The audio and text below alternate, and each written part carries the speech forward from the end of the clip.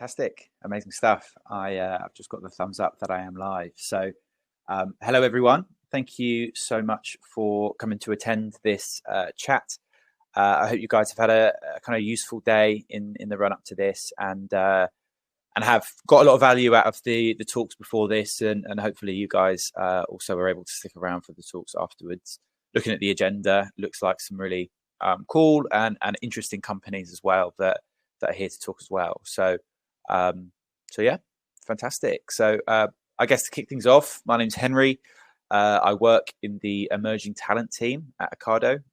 So what that kind of means is I'll kind of support and look after a lot of our recruitment for our graduate programs, as well as kind of a lot of other kind of initiatives and things like that we do around the business around our graduate cohorts. So a lot of D&I initiatives, diversity and inclusion, as well as, onboarding and all of that kind of good stuff as well.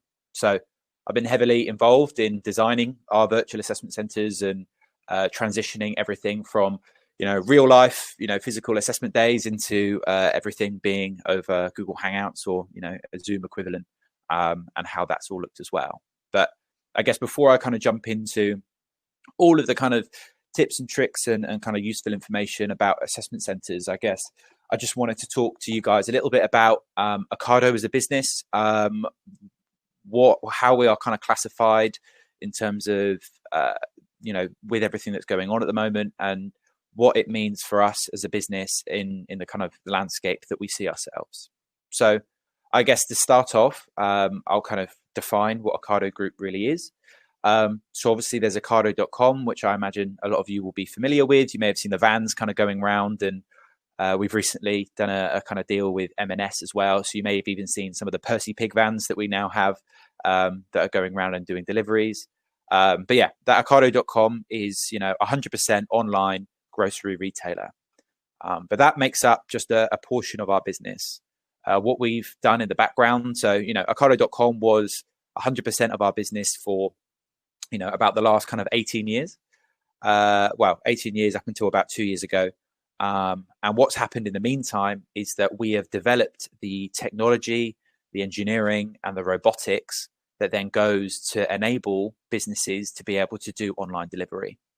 Because actually it's a tough challenge, and to do it economically as well and do it cost effectively is a real challenge. So that's where a lot of our robotics and software that we've developed, it kind of comes into play.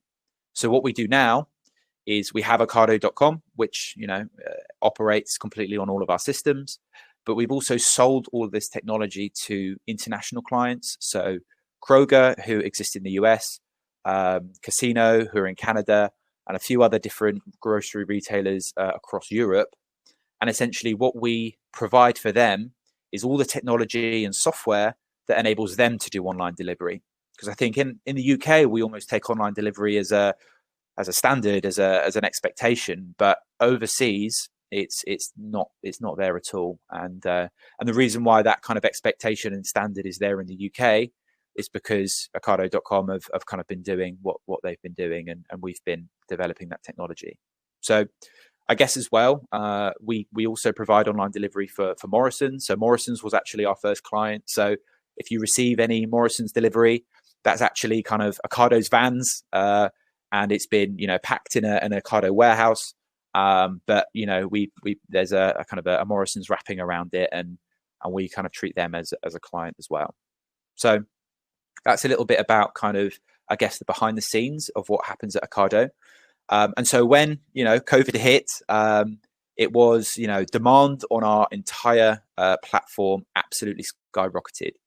And there was an interesting stat, and don't quote me on these numbers exactly, but essentially what happened was when Boris Johnson made that first announcement that we were going into lockdown, the amount of hits that we had on our website within every minute for the hour after that initial speech was more hits than we would have on the website in an average week.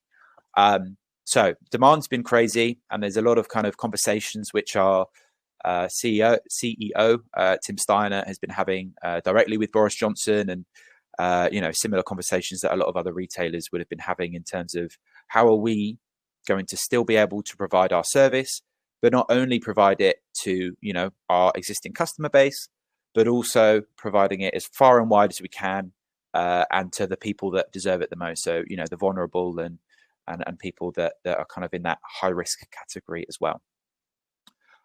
So I'll take a step back and I guess talk, broadly about maybe how Ocado looked after its own employees first. And so Ocado were probably one of the first companies, at least in the UK, that invested in buying as many tests as they possibly could. I think they invested £1.5 million worth of buying COVID tests. And those were antibody tests. So they were finger prick blood tests that gave you a result within 20 minutes to a good degree of accuracy. And so any employee that was going into the warehouse would be able to have that optional test. And that way it was a kind of a safety thing for our employees, so that they knew if they were going into the warehouse, they could do that safely and with confidence, as well as obviously ensuring that our operation was still going to be able to operate and still be able to kind of deliver the service that we do. On top of that, then, because we had so many, we were then able to offer those tests as well to head office staff.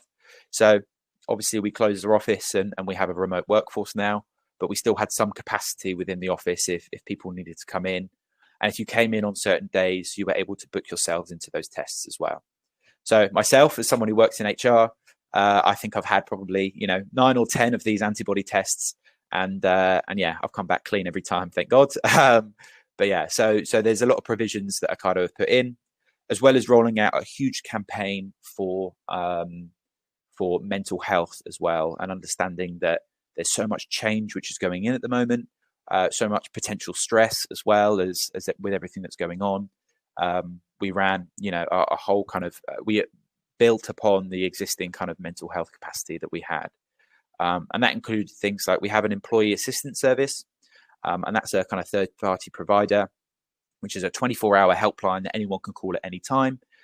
And it's a way of kind of getting either a referral onto a doctor without having to go to a GP, or in a crisis moment, they're trained to be able to have those conversations with you to kind of help maybe bring you down and kind of deal with you that way as well.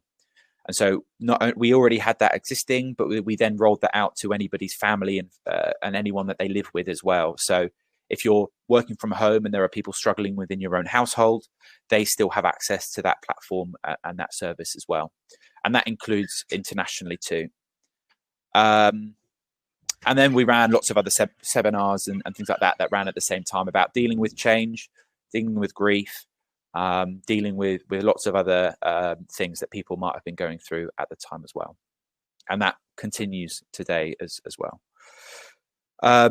In terms of our classification as essential workers, everyone that works at Ocado Group is classified as an essential worker. So myself included, people that work as engineers, people that work in the warehouses and the drivers as well, we're all classified as essential workers. And the reason for that is because all of us together are kind of play a really key role in making sure that the service that we provide is still running and still maintaining, as well as then, the people that are then working with our international clients, they also have a hand in ensuring that our international clients' operations are still working and managing their capacity as well. So it's a real broad range.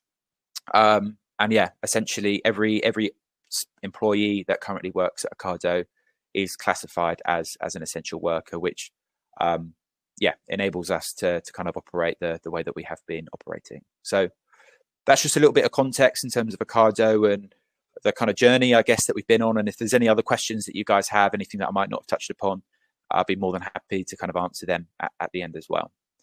But yeah, I'll jump into the kind of the main topic of today, which is going to be about virtual assessment centres. So I remember sitting there in kind of mid-March.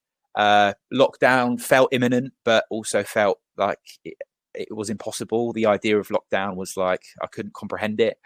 And we still had 3 assessment days booked in, which were going to be physical assessment days.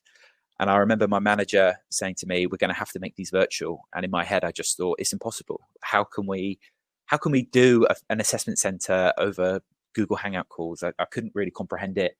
And I remember she sat there with a scrap piece of paper with a pen, sketching out different structures and different plans, and hey ho, we're now 7 months later, and we've now run about 15 of these assessment days. We're constantly looking and iterating them and improving them, and gathering feedback from candidates and assessors as well. And yeah, we've learned a lot on the way, and I can kind of talk you through the differences, what's the same, and kind of tips and tricks in terms of in virtual assessment centres. Let me just figure out how to change my slide. There we go. So what is the main difference? Well, there's the obvious difference, which is you're no longer going into an office space. I can talk about kind of Ocado specifically, but I imagine there's going to be a lot of similarities with other businesses as well. But essentially, a lot of the fundamentals within the assessment day are still going to remain the same. And the reason for that being, so we have our kind of activities, and as much as we can, we have kept the same activities, whether that was in person or in real or in virtual. And all that we've done is made small tweaks and iterations in order to enable the activities to still run in a virtual setting. And there's a really big reason for that. The reason for that is, and I don't think this will be unique to Ocado, but we need to have consistency with previous years. And so if you drastically change your entire recruitment process and the competencies that you're looking for and the activities that you're running, your ability to kind of compare candidates from the year before to the current year drastically changes. And so yeah, that's the important thing to remember. Although the forum and the kind of the setting will be very different, actually the activities and what assessors are still looking for are going to fundamentally be very, very similar. So I guess the way that our assessment day will work is that the structure's the same. So we have a welcome morning session in the morning. We then have 2 different group exercises, and then we have 1 interview and presentation combined. And the way that it will work is that you move from call to call as you go through each session of the day. So what we do, at least anyways, we provide almost like a document that has your personalized guide for the day, and you'll know at each time this is the session that you'll join, and here's a link to the call that you'll need to then go to. So it's really laid out for you. You know exactly where you need to be at any given time. And then when you go on that call, there'll be the assessors there. There might be some facilitators. If it's a group task, there might be the other candidates. And then you'll be there to kind of receive all the information that you need and kind of get on with the activity. So yeah, don't go into a virtual assessment day thinking, oh my God, this is going to be absolutely, alien and completely different. A lot of it is going to be the same. It's just very much the settings that are going to be different. So I realize I kind of jumped ahead a little bit there. So yeah, that's the kind of overall structure of our day. Other companies as well, I'm sure will have, exams, maybe a kind of networking lunch, maybe other psychometric tests as part of their assessment days. And again, I can't talk with 100% confidence on exactly how those are necessarily rolled out. But I know, for example, sometimes if it's a test, they might have a form or a website that you go on. And simply all that happens is as you're completing the test, there's other people on the call that I guess are kind of moderating. So making sure that someone doesn't jump on and kind of complete it on your behalf. I have heard of software that you can download onto your computer that enables assessors to or moderators to potentially track your mouse so that they know that you're not going onto Google and Googling answers. Although I don't think that's going to be very widespread for assessment days. I think for the most part, if you are needing to complete tests and assessments that require just sort of silent work, it's probably just going to be moderators that are kind of observing you as you go through. And yeah, and that's essentially the kind of overall structures and the classic tests and assessments that you'll see on any given kind of assessment day. So some kind of overall fundamentals, I guess. One thing that's really important, and it may sound kind of obvious. Well, I guess before I jump into that, at no point should a business ever kind of expect you, at least I would hope so, unless it's for that kind of test, require you to necessarily have your camera on. I think there's a few reasons for that, but I think as a whole, if you can, and if you're able to, I think do try and have your camera on, and that just helps with your engagement with each of the activities. And in a group setting in particular, where you can't necessarily pick up on a lot of social cues about who's going to speak next, often having your camera on can kind of help with those kind of social cues a little bit more. So yeah, first things first, and it may sound obvious, but have good lighting. Be conscious of whether you're sitting in front of a window or you have a light behind you, and that throws your face into darkness. And I think it's more of a kind of first impressions kind of thing rather than anything. But making sure that you've got good kind of natural light that's coming onto your face, that nothing's kind of thrown out into darkness, or if you lean in, the lighting is going to drastically change and correct itself. Definitely helps with kind of first impressions. Having headphones and earphones, I think this is really important as well, particularly when you're on a group call. Often if the audio is coming directly from your laptop, you can sometimes get some feedback and kind of echo, and then that can sometimes be distracting and disruptive during the activity as well. So it doesn't need to be anything particularly high quality. These are my 5-year-old, iPhone headphones, but it just means that the audio goes directly into your ear, and then there's no opportunity for it to echo and reverberate, essentially. Having a good internet connection if you can. I know that's not always easy for everyone, but that again can help sometimes with delay in audio and things like that. We have had it in times where sometimes candidates don't have good audio, good internet, and there's nothing they can do about that, and that's absolutely fine. What I would say is be aware of that, and hopefully one of the facilitators on the day will address it, or if you want to address it yourself. Sometimes if there's a delay in your audio, that can sometimes prevent keeping up with some of the group activities, and sometimes can feel like you maybe are interrupting people when it's not the case. That's just kind of the lag time that you're hearing. So sometimes it's worth confronting that at the beginning of the activity and saying, hey guys, I'm really sorry, I'm having a bit of a delay with my audio. Is it okay if you just bear that in mind as we're going through? I don't mean to interrupt anyone, but please can you just sort of be conscious of that? And everyone doesn't want the internet connection or anything like that to get in the way of any assessment. So I'm sure everyone should kind of help and kind of facilitate that as well. As well, I would say make sure you have a backup device, and that backup device doesn't have to be another laptop or anything particularly fancy. I would suggest whatever platform it is, if you can access it on your phone as well, or any other kind of device, I think that's always very helpful. So many times we've had it where laptops decide to restart because there's updates that need to be involved, or something decides to crash.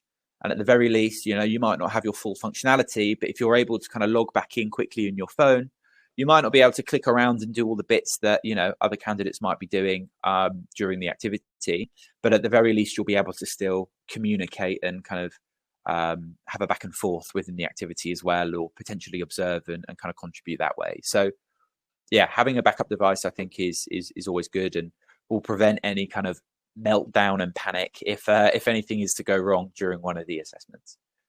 And then of course on top of that is all the kind of standard stuff that you would expect ahead of any kind of assessment day. So making sure you've done your research about the company, making sure you have a good set of questions about the business and about the culture and things like that as well as having a good idea in your head about what makes you different, what makes you a standout and a super kind of suitable candidate for the role that you're applying for. Also, I guess my last point here is about the kind of mentality of going into any kind of assessment day, really. And again, I can kind of only speak from Ocado here, but quite often with any graduate program, there's more than one role. Some of our programs, we have 30 positions, for example, on our business management program. So at an assessment day, it's not necessarily a competition for, 1 or 2 spots, and it's, super competitive against the people that you're at an assessment day with. It's much more a mentality of, we just want to see the best in people, and we kind of have an idea of the kind of standard that we're looking for, or the kind of competencies that we're looking for. And it's much more about trying to get the best out of everyone. And I think from a candidate perspective, going into an assessment day with that kind of mentality of actually, It's all of us just trying to do the best as we possibly can, rather than I'm trying to do better than, Joe Blogs, who's on the activity as well, will help you perform. And that really kind of comes across in the way that you approach different activities and things like that as well. So that's a point that I think also really helps with confidence and a kind of mentality going into assessments. Fantastic. So then I can kind of talk a little bit more specifically about the kind of group activities. So as I mentioned, you may come onto the call, for example, with us, you've got 45 minutes to complete an activity. There'll be a facilitator there to kind of set everything up, send you all the documents that you might need, send you any kind of links to any platform that you might be using as part of the assessment. And then you guys will kind of have your kind of go at getting on with the activity. I think what's really important to think about, group tasks are group tasks for a reason. If people were looking for specific, specific competencies that weren't around, collaboration or teamwork, then it wouldn't be in a group exercise. So, really think about, the kind of competencies that I've put on there that are potentially going to be, the ones that the assessors are going to be thinking about and scoring against as you do the activity. And just have that in the forefront of your mind. And that will kind of feed into maybe some of the language that you're using. So, thinking about how you engage with other people in the group, asking people a bit more detail about their ideas, putting forward your ideas, asking for other people's opinions. It's all these kinds of things that feed into the whole kind of teamwork capacity. What's really important is, don't feel the pressure that you need to be the person that grabs the pen, that takes the leadership role, that manages the entire task. Absolutely, if that's what you want to do and that's what you feel comfortable with, run with it. I think my best advice would be do what you feel comfortable with. But what's also really important to think about is it's much more about the value that you bring to an activity rather than just the volume. And we, for example, at Ocado, we have I think we're bringing in about 105 graduates this year. If we had 105 people that wanted to lead every activity, grab the pen, that wanted to, manage everything, that would be chaos. and ultimately, every business takes all sorts of personalities and kind of ways of working as well. And so assessors at any kind of assessment day should be really well trained at not just looking for the loudest person in the room, but looking at the contributions that each person gives. So did someone, bring in, someone else who was particularly quiet and ask for their opinion and get some of their ideas because, they didn't feel like their voices were being heard? Or, was the group going off on a tangent? And although this person didn't say very much, did they realize this, challenge it, get everyone back on track and make sure that the task ultimately was completed in the right way? And it's things like that are really valuable in those group exercises. And not necessarily always just, oh, great, this person felt confident enough to kind of lead the activity. Although that's not going to count against you in any way, shape or form. It's just about the way that you do that and the kind of capacity that you do it. And have you been able to kind of bring in other people in the group and make sure that all opinions are heard and kind of explored as well. So that's a little bit about group activities. What I think can also be challenging, particularly in a virtual setting, is when you're in a kind of real life assessment day and a group task, you can easily kind of split off into subgroups sometimes. So if there's a lot to get on, maybe equally, if there's someone that's kind of maybe slightly overbearing, sometimes you can kind of split off into smaller groups, and that way kind of the quieter voices can come out that way. Being on a group call, that's a lot harder. Everyone, whether it's 6 candidates or not, you can't really break off into smaller rooms. So I would say, if you are a quieter voice, just really do make sure that when you have an idea and you have a contribution, you're able to kind of get that point across. And sometimes it can be the case that, 2 people talk at the same time and, everyone's kind of waiting for each other to kind of jump in. That's always going to happen for eternity, I think, with video calls. And if you do let the other person kind of go first, just really do make sure that you're able to follow up and still say your point. Even if they say exactly what you were going to say, make sure that you kind of, afterwards say, oh, yeah, I was going to say that point, but also, here's what I was also going to add or something like that. So, sometimes, the group dynamic can sort of sway a little bit in that sense. But if you are required to voice, just really do make sure that you're still able to get your voice heard. Fantastic. So here is one of our finance graduates. She actually came through a virtual assessment day in March, and she experienced it all and obviously got an offer off the back of it. So yeah, similar to kind of the point that I was saying just then. Don't worry about all giving different ideas. Just make sure you can kind of get your point across. Fantastic. So then equally with a presentation and interview, very similar. So, that's not necessarily going to be looking at your group activities. Think about these competencies. Think about your engagement, your passion, your drive, your ability to kind of excite candidate assessors with the stuff that you're talking about. So if it's a presentation, try and think about, are you teaching the assessors anything that they maybe didn't know before? Think about the way that you're kind of, that you're, presenting your ideas, and really kind of show off to them, exactly what you're applying for, why you're applying for it, and why specifically they should pick you. So think about maybe things that you've done in your past that really kind of specifically relate that other candidates might not be able to talk about. And that can be university experience, that can be extracurricular stuff. It's all stuff to kind of think about as well. And I guess, well, just for context in terms of how these tend to work, if you've prepared some slides or anything like that ahead of the assessment day, often you can share your slides and you can share your screen so that you'll still be presenting it on your end. But and similar to kind of how I'm engaging with you guys now.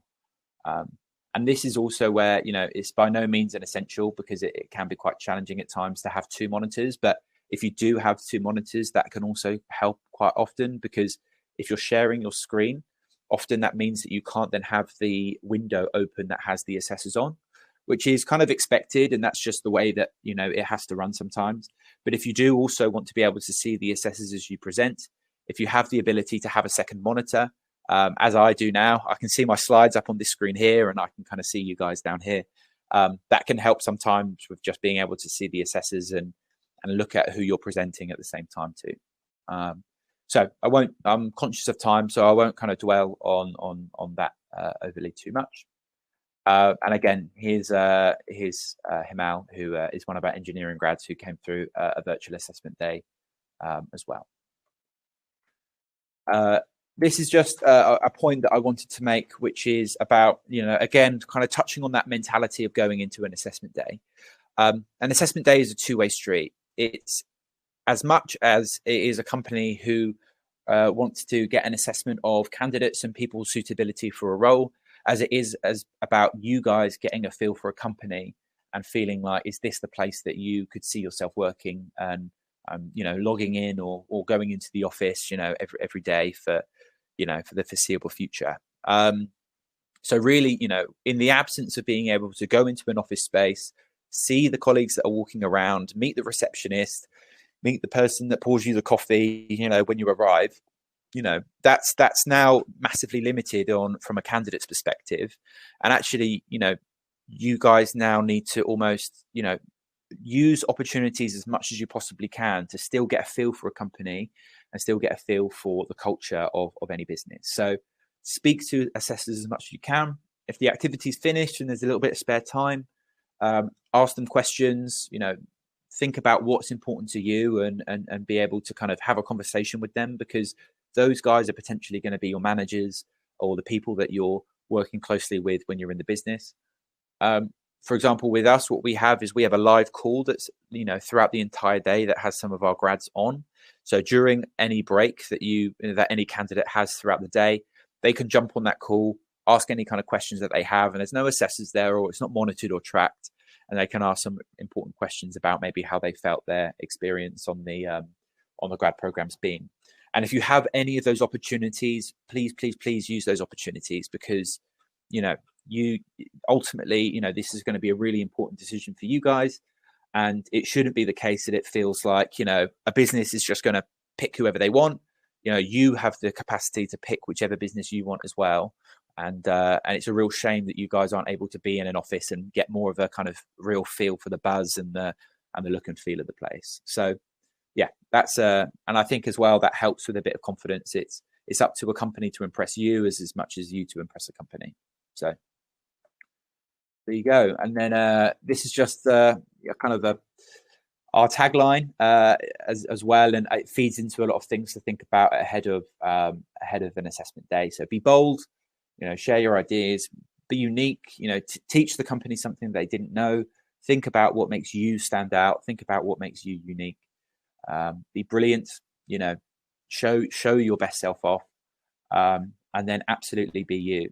Don't be anyone that you're not. If you're a loud person, if you're a quiet person, if however you want to present yourself, just make sure that you're true to yourself, because ultimately when you join the business, you're going to have to be you. And we wouldn't want, anyone to change who they are or feel like they need to fit a certain mold in order to kind of fit in. A company is made up of individuals, and that's the only way that a company can run and be competitive and have a really kind of good office culture. And that's ultimately, we're looking for genuine, honest, and unique people. So yeah, don't feel like you ever need to change who you are ahead of any assessment day and pretend to be someone that you're not. Fantastic. So I think that also takes me just about to time. If you guys have any questions, absolutely pop them in the chat. I think Ali, right on call, is here as well to kind of help facilitate, and then I'll take my slides off as well. I guess before I finish quickly, if anyone's got any questions after this as well, that maybe it's in 20 minutes time, you think, oh God, I wish I asked that question, I didn't get the opportunity to, or you don't want to ask in this open forum. If you add me on LinkedIn, my name's Henry Clendon. I think I'm the only Henry Clendon on LinkedIn. So it's a black and white picture of me. I look like an aspiring actor in my LinkedIn photo. So connect with me on there. Ask me any questions. I'm normally pretty good at keeping up with my inbox. So absolutely, just get in touch. Thank you so much, Henry. Really insightful, really engaging. So appreciate that. For any of you who might have just joined our virtual event, my name's Ali and I'm from Rate My Placement. And my role here is to field any questions that have come through on the chat and send them Henry's way, and then ask any questions that I've got as well. So as per the rest of the day, it's been a great amount of engagement. So thank you all for putting your questions in. Feel free to keep them coming. I'll keep an eye on the chat as they come through. So the first one, Henry, is from Jay. He mentions around numbers and the number of people in the intakes. So has that changed at all given the pandemic and given the increased focus on Ocado as an essential career? Yeah, absolutely. So I think the rate of growth was our grad programs have been growing year on year. I think 2 years ago it was about 50 that we took on in total. Last year it was 73. This year at the moment it's 105, but I imagine that it will probably go up by the time we finish our kind of round of recruiting. A large reason for that was the rate of the growth of the business anyway, regardless of the kind of pandemic and demand. But I do think that probably increased even further because of it all. And for example, as a technology side of our business, and I imagine this is largely in part of the increase of demand for our service and platform. Outside of just the grad programs, I think we're recruiting, and again, don't quote me on the exact number, but I think it's 300 heads in the next kind of 10 months or so. So there's a huge recruitment drive across the whole business. And obviously the grad program feeds into that overall kind of headcount as well. But our biggest programs are, software engineering, and kind of business management, which is a little bit more general. And those are the ones which we're seeing actually, if we're going to be, if our platform is in even higher demand, we're potentially going to be signing more deals with international clients. It's those people that we need in order to kind of fulfill those demands as well. So yeah, definitely lots of growth. Nice. And Jay says he's looking for the finance scheme. So hopefully we'll see an application. I should mention as well, and this is something that I should have mentioned at the end of my slides, and sorry about that. So we have 10 graduate programs. We've currently closed all of them for now. We had such a high volume of applications that actually we needed time to process them and make sure that no one was hanging around too long and waiting to hear back on their application or potentially doing assessment stages when actually, the programs might have already been filled. So we've temporarily closed them as we do all of that processing. We're going to be reopening a lot of our programs on the 14th of December, and we'll be opening it for a 3-week period. So just at the beginning of January. So if anyone is interested, mark the 14th of December in your diary. Look on our website now. There's still a lot of information on there, and that's when we're going to be reopening again to host then assessment days in February. Really good insight. Okay, so if you're thinking the roles are closed, they will actually open again. And is there an advantage in applying early in that 3-week window? I would say do that to be safe. The plan is at the moment to kind of get all of the applications in that 3-week period and then process them all. But that's not necessarily set in stone. So I would say, yeah, definitely to be safe, get your application in early, and that way there's not going to be any chance of missing out. Great, right, really good insight. Thank you. So yeah, we love the detail that you went into the whole process, the whole assessment process. So Lisa talked about the icebreakers. So often early into the assessment process and can be quite nervy. So she talks about, and it's worth having a look at her comment in the chat. She talks about her memories of the toilet paper squares exercise that she's done. Okay. So the mind boggles there. But yeah, she was talking about what forms the icebreakers take. Any hints and tips on how to really get your personality coming through?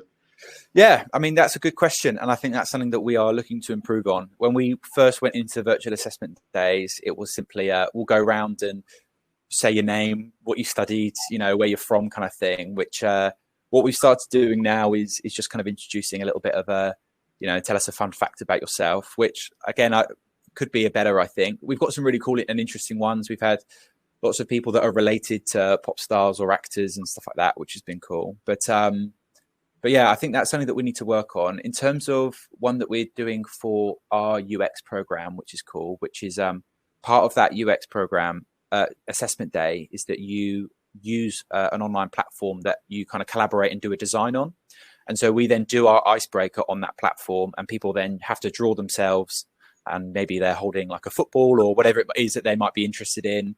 And then everyone goes around and kind of talks about their drawing. So if that goes well, we're running that for the first time on Friday. It could all crash and be a disaster. But if it all goes well, maybe that's something that we then roll out for our next ones. But yeah, I would say probably always have a fun and interesting fact in your head, ready, locked and loaded. But yeah, that's my general advice. Very well, top tip. Yeah, and it's really interesting how you can innovate during this time, can't you? Like really test out new things that you wouldn't maybe have had an opportunity to do. And it sounds like your drawing game is definitely one of those. Yeah. So Georgia has mentioned. So you talked quite a lot about the assessment centre and the group exercises. She was wondering about how people can maybe get through the poor internet connection or lack of physical cues in order to get themselves saying what they need to say. So any top tips there? Yeah, absolutely. So I think with poor internet connection or any kind of issues with audio and things like that, I think addressing it as soon as you can, even if it's mid activity and everyone's in mid flow and maybe something drastic happens and things start looking a bit weird, don't suffer in silence. Absolutely address it and say, hey guys, by the way, this is happening. Please bear with me. Quite often, and in our case as well, we have a backup technology, like tech support call. So if you do drop off, you can jump onto that call and there'll be someone on hand who knows Google Hangouts or whatever the platform is in and out, and they can kind of go, right, here's ways that we can help. Quite often as well with platforms, and I talk about Google Hangout, but you can actually dial in with your phone number. So every call has a number, and then it has like a code. And so if your audio is not working on your computer, you can, you might have to have your phone to your face, but you'll be able to kind of, engage with the activity that way as well. And that then obviously only requires signal rather than internet connection. With the idea of then kind of operating in a group activity and things like that, I would say, just try, if you are potentially then talking over people and it becomes a little bit kind of jarring that way, just try and make sure that it really does come across not in a confrontational or overbearing way. And that as long as you're super clear, oh my God, I'm so sorry. I think I interrupted you, but my audio, is it okay if I just jump in? Then as long as you're super clear and that's the kind of capacity that you're coming across in, it shouldn't come across in a negative way. And everyone's got to cut everyone a little bit of slack in these situations, because, what we're assessing isn't how good someone's audio or someone's internet connection is how do they engage and how do they kind of show the competencies. And as much as we can get rid of all that kind of, fluff that might happen and just focus on the kind of content that people are engaging, then we'll cut a lot of slack and make sure that's what we're truly looking at. So awesome, thanks. Yeah, really good insight. I hope that helps. I mean, it's just, we're in a strange times, aren't we? In assessment centres, there's new learnings that go along with them, so hopefully those top tips will help everyone get the most out of them. We talked quite a lot about the whole assessment process, and I guess the next phase after that is onboarding and getting grads into the role. Have you done that yet? And how will that work?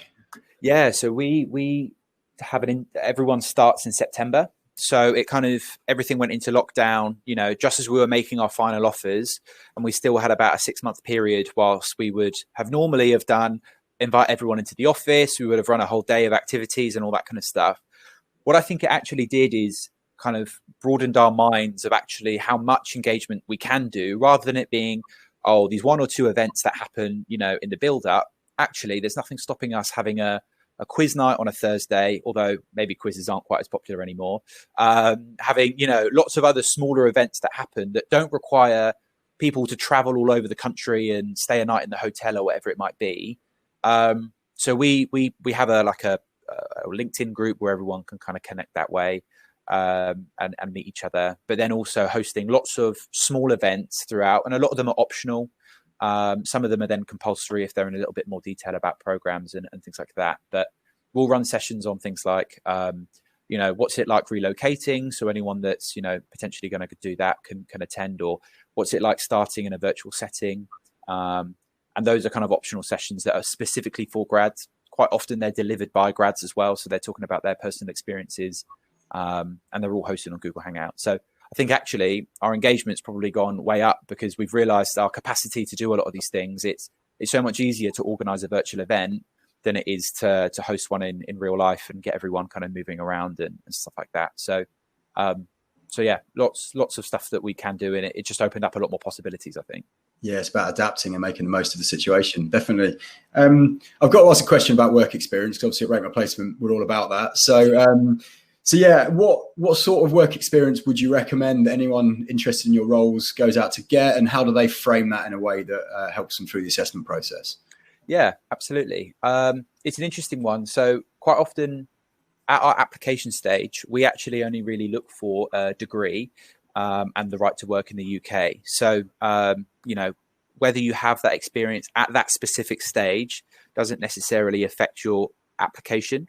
Where I think that really comes into account is more at the video interview stage and the assessment center as well.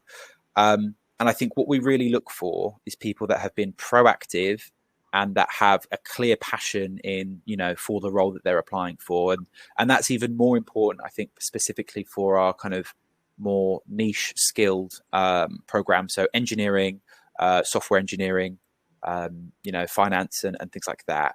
If people have gone out their way to, whether it's, a couple of weeks work placement somewhere, or whether that's a full year, sandwich course and they've done a year in industry, to demonstrate that they've gone out their way and actually, put themselves out there a little bit more to pursue what they're specifically interested in, goes a long way. So yeah, but again, we try and steer away from thinking, you have to have done a 6-week placement at Goldman Sachs or whatever it might be. But if you have enough there just to demonstrate, I haven't just applied for this role because I fancied it when I saw the job advert, but actually this is the journey that I've been on for the last couple of years, and this is really specifically what I'm looking to do. That goes a long way. Cool. Great. And then it's conscious of time. We've got maybe 1 minute for a last question. So Zoe's just popped a question in the chat. So thank you very much for that, Zoe. Talking about locations and whereabouts the locations are, and I guess a follow-up from an earlier question that we had in the previous one. How do you decide on which locations, or how does a student decide? Yeah, in terms of Ocado specifically, where we're based. So yeah, most of our roles are based in Hatfield. That's where our head office is. Although we have warehouses and across the UK, as well as international sites as well. So some of our programs have a lot of travel involved. So if you're on the operations program, you'll go to lots of our different sites and maybe do a 6-month placement in any of those specific sites. But if you're on any of the other programs, quite often there's the opportunity to maybe go to France or go to America, even if it's only for a week or two to kind of work on a project over there. Or it potentially could be for a 6-month placement as well. So as a default, you're kind of based in Hatfield, but within your program, there's potential to do a lot of moving. And obviously we support people being able to move and move around for their program. Great, thank you so much. So there's one last question from Kasturi. So talking about jobs for international students and sponsorship. So is that something that Ocado Group can offer? We do have capacity to do that with our software engineers. I think they kind of fit a certain criteria of high demand skill. So yes, there's a slight process, and I guess the whole visa process is changing, I think, come kind of February time with Brexit and everything. So there's a little bit of to be confirmed about exactly what that might look like. But at the moment, as it stands with software engineering, we have more capacity to be able to do that. My understanding is that after February, there's a whole point scoring system, and actually it'll be a lot easier to take on international students if they have a degree and they fit a certain amount of criteria. But yeah, at the moment, it's just kind of software engineering that we can explore it in some capacity. Amazing. Right. Thank you for the level of detail you've given. It's so interesting. And as we say, virtual assessment centres in probably some way, shape or form are here to stay. So it's all about mastering them and getting the best out of them.